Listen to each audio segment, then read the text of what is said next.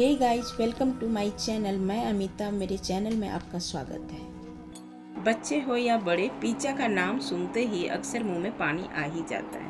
आज हम आपके साथ एक ऐसी पिज़्ज़ा की रेसिपी शेयर करने जा रहे हैं जो कि बिना ईस्ट का, बिना ओवन का घर में झटपट बनाकर तैयार कर लेंगे और खाने में बच्चे हो या बड़े बड़े चाव से खाएंगे। और अगर आपने एक बार बना लिया ना, इसे बच्चे बार बार मांगेंगे। चलिए इस रेसिपी को बनाना शुरू करते हैं। इस रेसिपी को बनाने के लिए हम सबसे पहले डो लगाएंगे। तो हमने यहाँ पर 1 कप मैदा लिया है। हमने यहाँ पैकेट वाली लिया है, इसलिए आप इसे अगर ओपन वाली लेते हैं तो अभी बरसात का सीजन है, आप इसे छान लेंगे। चलिए अब लेंगे एक बड़ा सा बाउल या कोई भी घर का बड़ा बर्तन ले लीजिए आप। उसमें हम इस मैदे को डाल देंगे। 1 कप मैदा, हमने यहाँ कप का मेजरमेंट लिया, आप यहाँ कटोरी भी ले सकते हैं। डालेंगे 1 टीस्पून शुगर और डालेंगे हाफ स्पून नमक। 1/4 हम बेकिंग पाउडर डाल रहे हैं। हम यहाँ 1/4 बेकिंग सोडा डाल रहे हैं। इतना ही आपको डालना है। ये 3 टेबल स्पून बड़े स्पून से दही, ये हालांकि थोड़ी सी खट्टी है, ध्यान रखिएगा। और सभी को मिक्स कर लेंगे एक बार। ये जो आपको मिक्स करना होगा ये हल्के हाथ से करना है, बहुत ज़्यादा इसे प्रेशर नहीं देना है। जितना भी था दही हम सारा डाल देते हैं। हमने 1/4 सोडा और बेकिंग पाउडर इसलिए लिया कि हम ये जो दही डाल रहे हैं वो हमें इसे खमीर उठाने में मदद करेगी, यानी इसको सक्रिय होने में मदद करेगी। हल्के हाथ से यहाँ आपको मिलाना है। जितना दही में आटा मिल जाए तो ठीक है, अदरवाइज हम यहाँ थोड़ी सी रूम टेम्परेचर दूध लेंगे। सेमी सॉफ्ट इसको गूंदना है, बहुत हार्ड आपको नहीं लगानी है। अब इसको थोड़ी सी हाथ में तेल लें, बहुत ज़्यादा नहीं, हाफ स्पून, ताकि इसको एक इसमें ऊपर इसके हिस्से में लगा लें। ये था मेजरमेंट 1 कप आटे का। अगर आप ज़्यादा बनाना चाहेंगे तो सभी मेजरमेंट बढ़ाएंगे। डो को एक बार तेल डालने के बाद गूंद लेते हैं। अब इसको इस तरह करके आटे को 1 घंटे के लिए रेस्ट दे दें। ध्यान रहे 1 घंटे ज़रूर देना है। और इसको चाहे तो आप गीले कपड़े से कवर करके रख दें, चाहे तो कोई भी बर्तन में रख दें। चलिए 1 घंटे के लिए इसे कवर करके हम रेस्ट पे छोड़ते हैं। जब तक ये रेस्ट करती है तब तक इसके लिए एक सॉस तैयार कर लेते हैं इंस्टेंट। सॉस के लिए हमने 1 प्याज लिया है, मीडियम साइज़ का, बहुत छोटा, आप देख पा रहे हैं कुछ इस प्रकार। उसको टुकड़ों में काट दिया, हाफ रफली। और हमने 1 इंच अदरक का लिया है। वही हमने 2 छोटे छोटे टमाटर लेने हैं, लाल। अगर आप बड़ा ले रहे हैं तो 1 बड़ा ले लीजिएगा। इसको हमने रफली काट लेना है। 1 मिक्सी का जार और प्याज टमाटर सब काट के रखे हैं ना, उसको हम डाल देंगे। और हमने 2-3 तुलसी का लीव्स डाल रहे हैं और जाएगी 2-3 लहसुन की कलियाँ। 3 लहसुन की कलियाँ डाल रहे हैं और सभी को पीस लेते हैं। 1 स्पून तकरीबन पानी डालना है और ज़्यादा नहीं डालना है। 1 स्पून तकरीबन पानी डाल के इसे हम ग्राइंड स्मूथ पेस्ट बना लेंगे। इसका एक स्मूथ पेस्ट तैयार कर लिए हैं। बढ़ते हैं गैस की तरफ। हमने लिया है फ्राइंग पैन, आप कोई भी बर्तन ले लीजिए यहाँ पर। और हम यहाँ पर डालेंगे 1 स्पून तेल। ध्यान रहे यहाँ रिफाइंड तेल लेना है। जैसे ही तेल गर्म हो जाए, 1/4 टीस्पून अजवाइन। अजवाइन भून जाए थोड़ी देर के लिए तो हम जो पेस्ट पीस के तैयार किया वो इसे बस डाल देंगे। गैस फ्लेम खुले रखेंगे और कंटिन्यू इसे चलाते रहेंगे। मिक्सी का पानी डाल के थोड़ा सा धो के हम यहाँ पर डाल रहे हैं। डाल देंगे टेस्ट अकॉर्डिंग नमक और डाल देंगे 1 स्पून शुगर, ताकि एक अच्छा कलर आ जाए। डालने से क्या होता है, इसकी रंगत जो है, आप स्टोर भी करेंगे ना तो इसकी रंगत बना रहेगा। अब हम डाल देंगे 1 स्पून कश्मीरी लाल मिर्च, जो हमें कलर देगी। साथ में हम डालेंगे चिली फ्लेक्स। 4 से 5 दाने हम ब्लैक पेपर को कूट के डाल रहे हैं यहाँ। इस वक्त हम डालेंगे पिज़्ज़ा सीजनिंग हर्ब्स, जो है 1 स्पून। और 1 स्पून हम डाल रहे हैं टमाटो केचप, ताकि एक थोड़ी सी खट्टा मीठा का टेस्ट आ जाए। बहुत ही ये मसाले अमेजिंग बनने वाली है। यदि भून जाए तो हम यहाँ हाफ स्पून कॉर्नफ्लावर डालेंगे। इससे होगा क्या, आपका लंबे समय तक स्टोर भी हो जाएगा और ये इसकी जो टेक्सचर है ये गाढ़ी हो जाएगी, जैसे आप मार्केट में पिज़्ज़ा सॉस खरीदते हैं। आपने देखा जब हम कॉर्नफ्लावर डालें तो थोड़ी देर के भूनने के बाद इसकी टेक्सचर जो है ये गाढ़ी हो जाएगी।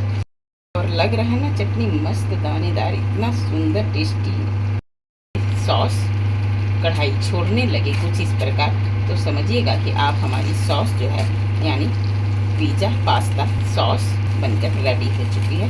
गैस को करते हैं ऑफ। अब हम एक हैवी बॉटम का तवा लिए हैं।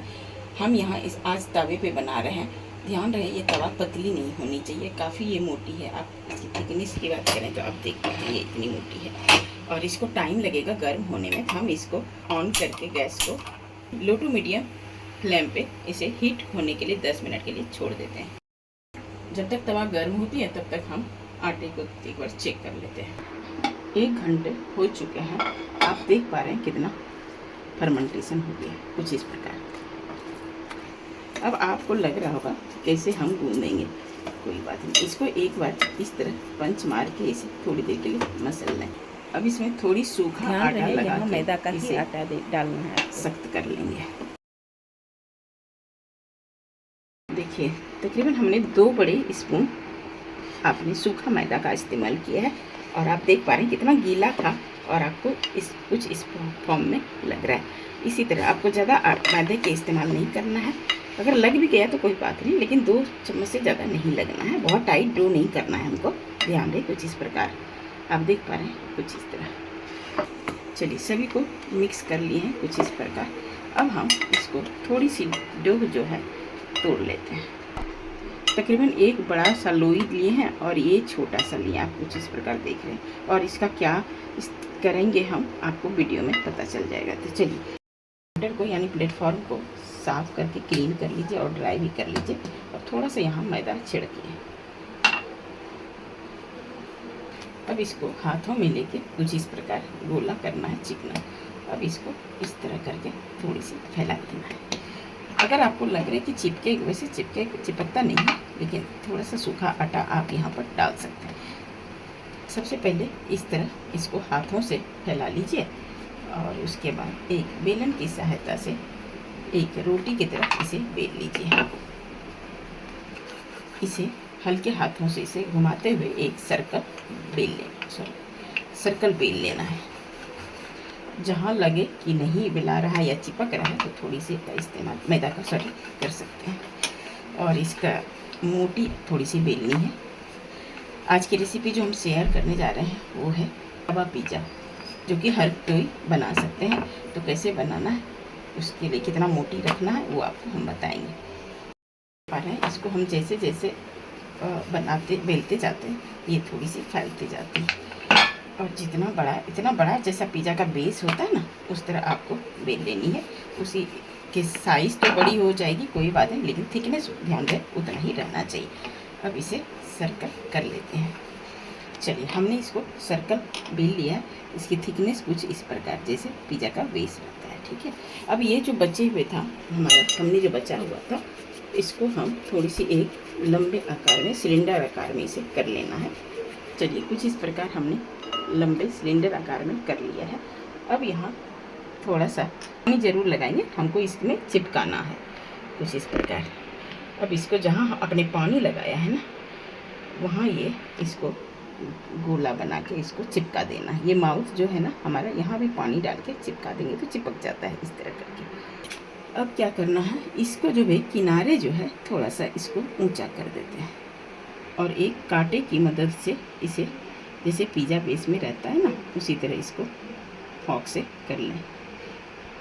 ऐसा हम इसलिए करते हैं ताकि ये, अगर आप ये नहीं करेंगे, हमने इसको बेकिंग सोडा, बेकिंग पाउडर का मिश्रण और दही से जो है फर्मेंट, ये फूल जाएगी। ना फूले इसके लिए हम ये कांटे का इस्तेमाल कर रहे हैं। किनारा है ना, इसको अच्छे से चिपका लीजिएगा ताकि निकले ना, ओपन ना।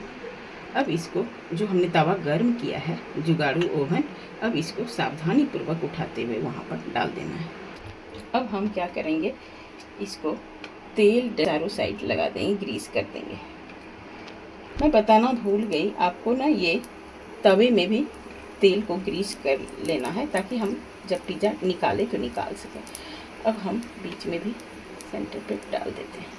सिर्फ आपको ये काम किनारे में ही करना है।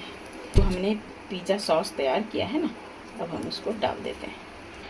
ये जो आपको सॉस लगानी है ना, पिज़्ज़ा सॉस, ये आपको थोड़ी सी किनारे छोड़ के लगाना है, ध्यान दें। चलिए अब हम इसके लिए कुछ शिमला मिर्च लिए हैं, लाल पीला, आप जैसे बिछाना चाहें इसके अंदर बिछा दें। थोड़ी प्याज डाल दें कैप कैप करके। कुछ हमने टमाटर भी लिया है, वो भी इसमें हम डाल देंगे कुछ इस प्रकार। सब्ज़ी जो है अपना मनपसंद यहाँ डाल सकते हैं। आप ऐसा नहीं कि बीन्स वगैरह डालें, जो इसमें डलती है वही आप डालेंगे। अब हमने थोड़ी सी कॉर्न लिया है, ये ध्यान रहे हमने इसको ओवन में ही इसको कुछ देर के लिए 5 मिनट के लिए बॉईल कर लिया था, यानी उबले हुए कॉर्न है।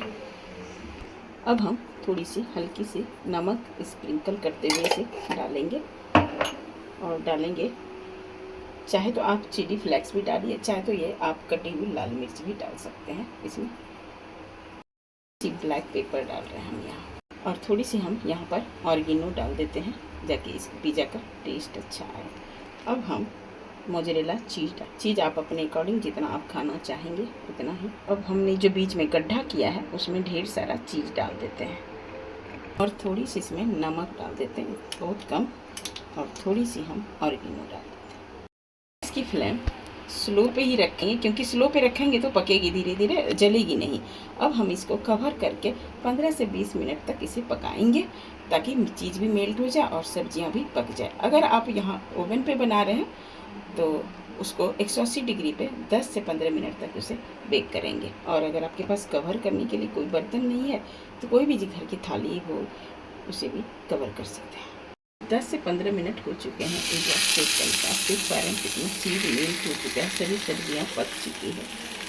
और हम इसको गैस को करते हैं ऑफ और इसे सर्व कर लेते हैं। अच्छा ध्यान रहे, ये मोटी तवा थी तो इसलिए हमें 15 मिनट लगे, डिपेंड करता है कि आपके तवा कितने हैं। मैं टाइम की बात नहीं करूँगी यहाँ पर।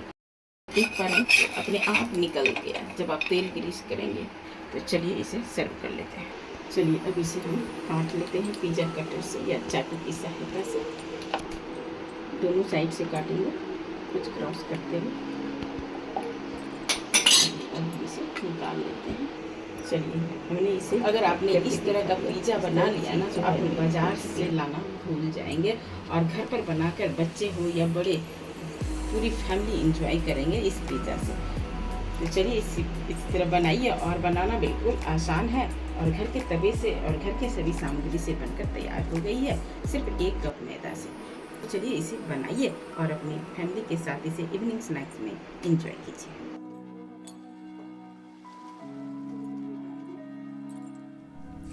आई होप कि मेरी छोटी सी वीडियो आपको पसंद आया हो। अगर मेरी वीडियो पसंद आया हो तो लाइक करें, अगर पहली बार वीडियो देख रहे हैं तो सब्सक्राइब करें।